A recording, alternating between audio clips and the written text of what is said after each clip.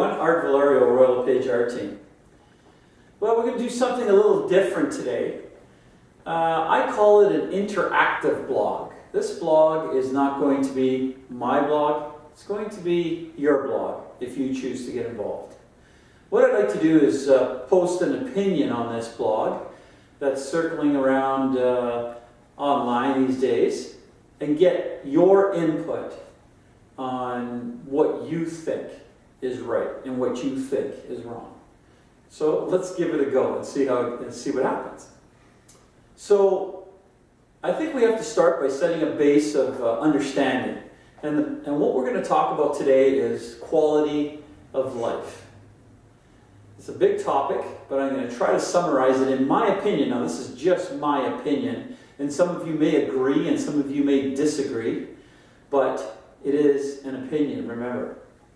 So, I believe that a good quality of life is based on a balance of achieving the things that you'd like to achieve so that you can feel fulfilled in life, and you can also balance that with free time, and the free time that you have allows you to do the things that you really truly enjoy.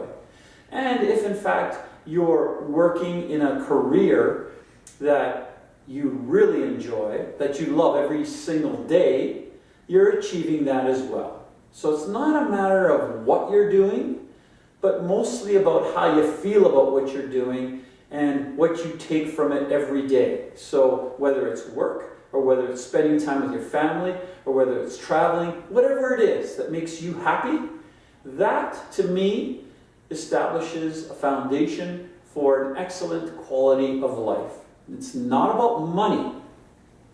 Money simply gives you the opportunity to get to balance all those things off so you can have the time you want or the time that you need to do the things that you really like to do. So if we say that that is a foundation for a good quality of life, then let's pose the question. The question that's been, or the statement that's been circulating online lately goes something like this. In North America, and of course including Canada, and I'm speaking about Canada at this point, the statement that is circulating online is that today's young generation that's in the workforce and that is entering the workforce will not live a higher standard or quality of life than their parents did. And some of the reasons that they give are and revolve around ambition or lack thereof. The direct result of that, a well-educated young population that's still living at home and hasn't even thought about starting their career. And sometimes they don't want to start the career because they can't start at the top. Or do you disagree in such a manner that the whole point is why should you compromise and start at the bottom when you've put in the time and the work ethic to educate yourself to not start at the bottom?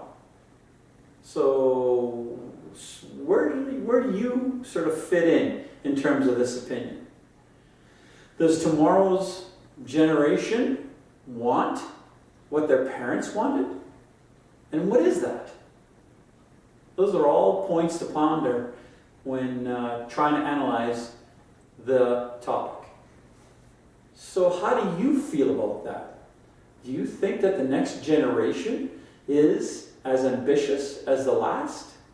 Do you feel that maybe the next generation is never going to match the last generation?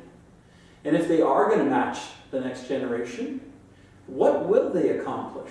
Will they get to a better standard of living? Once again, remember the definition that I'm using. I'm using the definition that revolves around people being able to do what they really enjoy doing, and no matter what that is, that creates the standard of living. It's not about money.